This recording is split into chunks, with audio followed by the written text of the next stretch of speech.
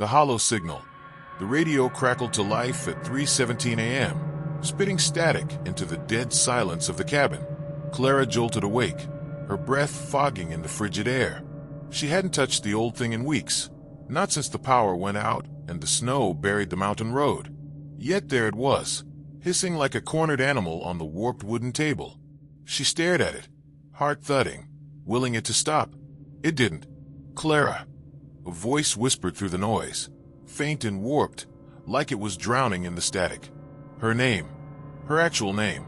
She froze, fingers curling into the damp wool of her blanket. The voice wasn't her imagination. It couldn't be. She lived alone up here, miles from the nearest soul, and the radio wasn't even plugged in. She stumbled out of bed, the floorboards groaning under her bare feet, and crept toward the sound. The dial glowed a sickly yellow, numbers flickering wildly. 88.1, 92.7, 104.3, before settling on nothing at all. Just a blank, humming void. "Clara," it said again, clearer now, laced with something wet and guttural. Her stomach twisted. She yanked the knob to shut it off. Nothing happened. The static grew louder, sharper, clawing at her ears.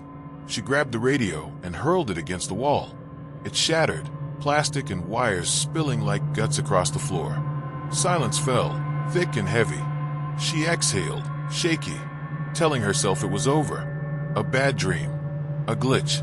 Then the static started again, this time from the walls. It buzzed through the cabin, vibrating the timbers, rattling the windows. Clara spun around, searching for the source, but there was nothing. No speakers, no wires, just the sound burrowing into her skull. "Clara, don't run," the voice said, slow and deliberate, dripping with menace. She clapped her hands over her ears, but it didn't help. The words were inside her now, slithering through her thoughts. She bolted for the door, wrenching it open. Snow blasted in, stinging her face, but she didn't care. She had to get out. The forest loomed ahead, black and endless, the wind howling through the pines like a scream. She ran, barefoot and frantic, the cold biting into her skin. The static followed. It pulsed in the air, louder with every step, until it wasn't just noise anymore, it was a chorus. Dozens of voices, overlapping, whispering her name in a sickening harmony.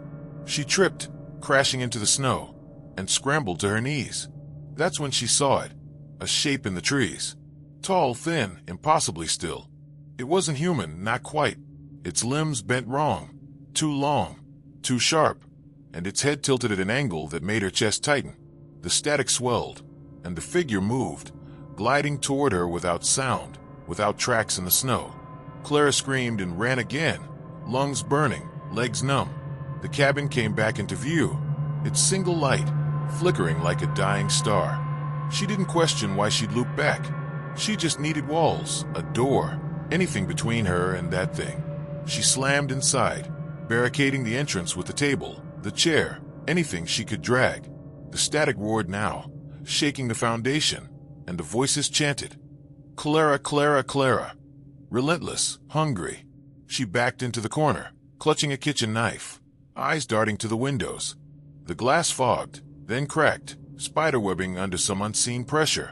A shadow stretched across the wall, too big, too twisted to be hers. She turned, but nothing was there. The air grew thick, suffocating, and the smell hit her. Rot, wet and sour, like something long dead had crawled inside. "Clara, look at me," the voice hissed, inches from her ear. She spun, slashing wildly with the knife. The blade caught nothing but air. Laughter bubbled through the static, low, wet, and cruel. The lights flickered out, plunging her into darkness. Her breathing was the only sound now, ragged and loud, until it wasn't. Something else breathed with her, slow and deep, right behind her neck. She didn't dare turn. She couldn't. The knife slipped from her trembling hand, clattering to the floor. The static softened, coiling around her like a snake, and the voice whispered one last time, "You called me here." The cabin went silent. The snow stopped falling, and Clara was gone. The Whispering Woods. Chapter 1, The Invitation. It was late October when Emma received the letter. The envelope was old, its edges frayed as though it had traveled through time itself.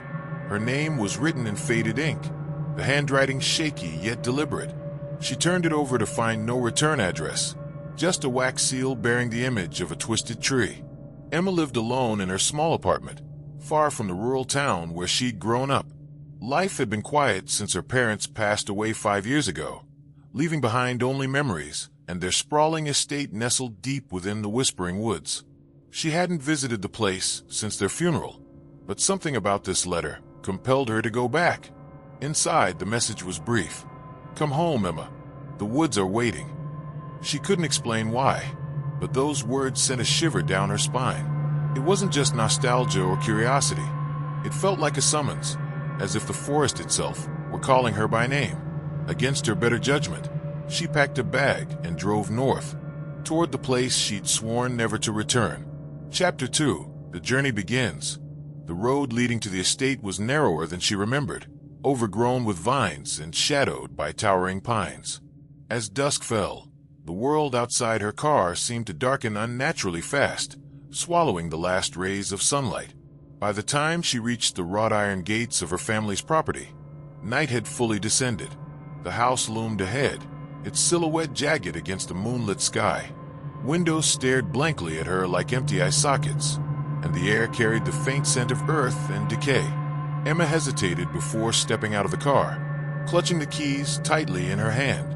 As she approached the front door, she noticed something odd. The lock was already broken. Someone, or something, had been here recently. Pushing the heavy oak door open, she stepped inside. The interior was exactly as she remembered. Dusty furniture draped in white sheets, portraits lining the walls, and the grand staircase spiraling upward like a skeleton's ribcage. But there was one difference. A trail of muddy footprints led deeper into the house. "Hello," she called out, her voice trembling. "Is anyone here?" No answer came, but the silence felt heavier somehow, as if the house were holding its breath. Following the footprints, she made her way to the library, a room she'd avoided as a child because of the strange noises that always seemed to emanate from it. Chapter 3. The book. The library was colder than the rest of the house, the air thick with the smell of mildew and old paper. The footprints ended abruptly in front of a massive mahogany desk, atop which lay an ancient leather-bound book. Its cover bore no title, only intricate carvings of roots and branches intertwined. Emma picked it up cautiously, feeling the weight of it in her hands. When she opened it, she found pages filled with cryptic symbols and sketches of trees whose roots stretched impossibly deep into the ground. One page caught her attention, a map of the surrounding woods, with a single location marked by a blood-red X. Her heart raced as she studied the map. The marked spot was deep within the forest, farther than she'd ever dared to venture as a child. A note scrawled in the margin read, "Find me." Before she could react, the lights flickered and died, plunging the room into darkness. Panic surged through her veins, but then she heard it, a whisper, so soft it might have been imagined. "Emma." She froze. The voice was familiar, yet distorted, as if spoken by many mouths at once. It came again, louder this time, echoing from all directions. Emma come closer. Clutching the book to her chest, she bolted for the door, slamming it shut behind her. Outside, the wind howled through the trees, and shadows danced across the lawn like living things. She knew she couldn't stay in the house, not tonight. Chapter 4. Into the Forest. By morning, Emma decided she needed answers. Armed with a flashlight, a knife, and the mysterious book, she set off toward the marked location on the map. The woods were eerily silent, save for the crunch of leaves beneath her boots. Every step felt heavier, as though the forest were resisting her presence. As she ventured deeper, the trees grew taller and more twisted, their gnarled branches clawing at the sky. The sunlight barely penetrated the canopy above, casting everything in a dim, greenish hue. She began to notice strange carvings on the trunks, symbols identical to those in the book. Hours passed, and the oppressive atmosphere weighed on her mind. She started hearing whispers again, faint and indistinct, but growing louder with each step. They seemed to come from everywhere and nowhere, forming words she couldn't quite understand. Finally, she reached the clearing marked on the map. In its center stood an enormous tree, its trunk wider than any she'd ever seen. Its bark was blackened, scorched as if by fire, and its roots snaked outward like grasping fingers. At its base was a hollow opening, large enough for a person to crawl through. Emma hesitated, her instincts screaming at her to turn back. But the whispers grew insistent, almost pleading now. "Come closer," they urged. "We've waited so long." Taking a deep breath, she stepped forward and peered into the hollow. Inside, she saw something that made her blood run cold. A pile of objects that looked disturbingly human. Bones, hair, scraps of clothing, all arranged in a grotesque spiral pattern.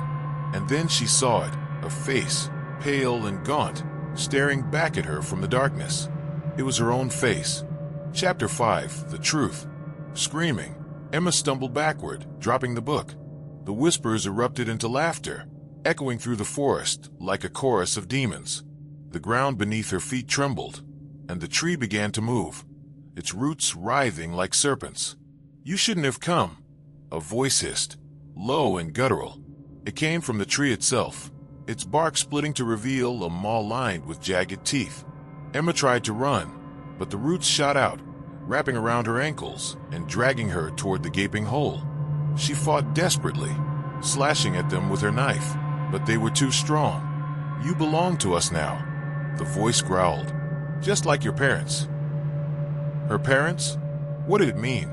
Memories flooded back, fragments of stories her mother used to tell about the Whispering Woods, warnings about staying away from the ancient tree. She'd thought they were just fairy tales meant to scare children. But now she understood. The tree wasn't just a tree. It was alive, sentient, and hungry. And it had claimed countless victims over the centuries, including her parents. As the roots pulled her closer, Emma screamed one final time. Then everything went black. Epilogue, the cycle continues. Weeks later, another letter arrived at Emma's apartment. This time, it was addressed to someone else, a young woman who had recently inherited a house near the Whispering Woods. The envelope bore the same wax seal, the same twisted tree. Inside, the message was simple. "Come home. The woods are waiting." And so the cycle continued, feeding the insatiable hunger of the ancient tree. The hollow of Blackwood Lane. In the autumn of 1978, the small town of Millfield, Indiana, was a quiet place. Too quiet, some said. Nestled between sprawling cornfields and dense, whispering woods, it was the kind of town where everyone knew everyone, and secrets were buried deep beneath layers of polite smiles. But on October 13th, something shifted. The air grew heavy, the crows stopped cawing, and the residents of Blackwood Lane, a crooked stretch of clapboard houses, began to feel it. A presence, cold and unyielding, watching from the shadows. The beginning. It started with Lily. She'd always been a dreamer, sketching fantastical creatures in her notebooks. But that fall, her dreams turned dark.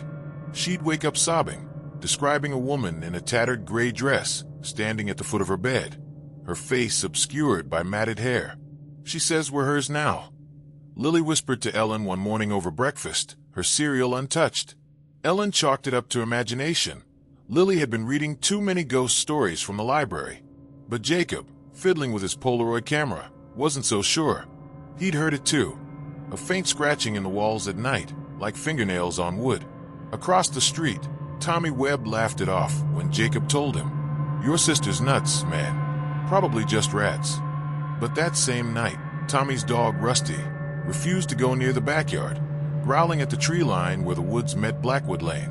Clara, home from her shift at the hospital, noticed it too. "He's never done that before," she said, peering out the window. Beyond the glass, the shadows seemed to twist, though she told herself it was just the wind. The escalation. By mid-October, the unease spread. Ellen found books in the library rearranged overnight, their pages open to chapters on local history. Specifically, the disappearance of Maggie Tate's daughters, Ruth and Esther, 31 years earlier. The official report said they'd wandered into the woods and never returned, but whispers in Millfield told a different story. Maggie had summoned something to take them, a bargain gone wrong. Ellen tried to dismiss it, but when she confronted Maggie at her sagging, ivy-choked house, the old woman's milky eyes gleamed with something like recognition. "You hear her, don't you?" Maggie croaked. "She's been waiting. Jacob's photos started showing anomalies, blurry shapes in the corners, a faint gray smudge that appeared in every frame taken near the house. He showed them to Tommy, who paled but insisted it was a trick of the light. That night, the boys snuck into the woods with flashlights, daring each other to find proof. What they found instead was a circle of stones, half buried in the earth, stained with something dark and sticky. Tommy kicked one over, laughing nervously, until the ground beneath him trembled, and a low wail rose from the trees. Sheriff Holt got the first call the next day. Clara Webb, frantic, saying Tommy hadn't come home. Holt searched the woods with his deputy, finding only the boys' flashlights, abandoned and flickering. When he questioned Jacob, the teen was shaking, muttering about eyes in the dark. Holt, a man who trusted facts over feelings, couldn't shake the chill that settled in his bones. The heart of the horror. Father Reese arrived at the Carver's doorstep that Sunday, drawn by Lily's increasingly vivid tales of the Gray Lady. "She's angry," Lily said, clutching a rosary Reese had given her. "She says we stole her home." Reese performed a blessing, but as he chanted, the lights flickered and a mirror in the hallway shattered. Ellen, who'd never been religious, felt a surge of dread.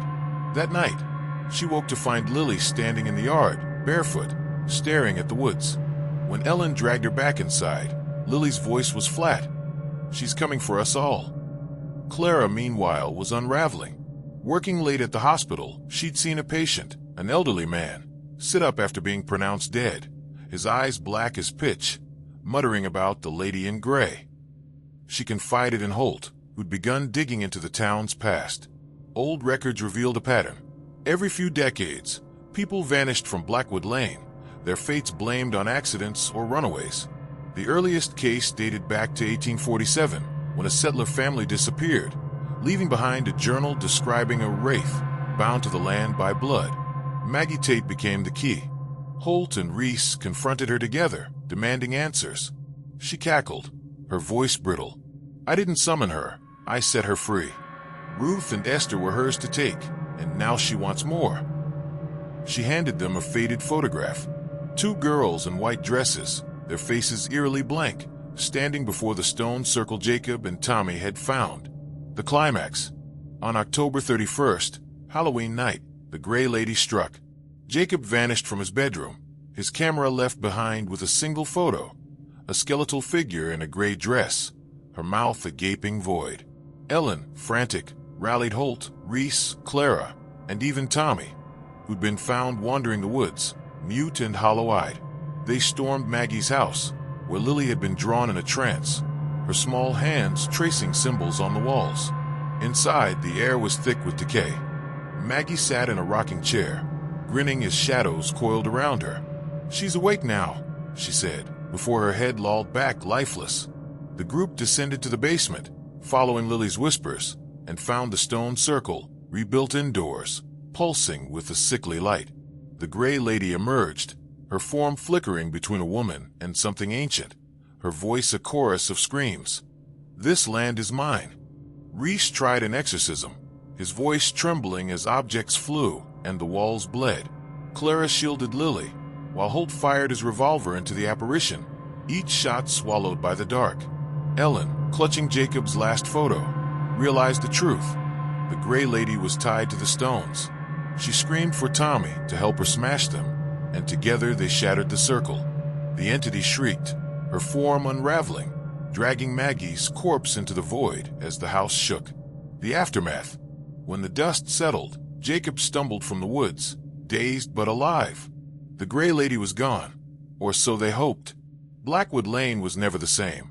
Maggie's house was razed, the stones buried deep.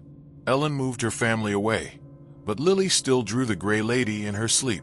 Tommy spoke little after that night, his bravado replaced by a haunted stare. Clara quit nursing, unable to face the dark. Holt retired, his report sealed. Reese stayed, praying over the woods each night. Years later, in 2025, a hiker found a Polaroid in the Millfield woods, a blurry gray figure watching from the trees. The land, it seems, never forgets.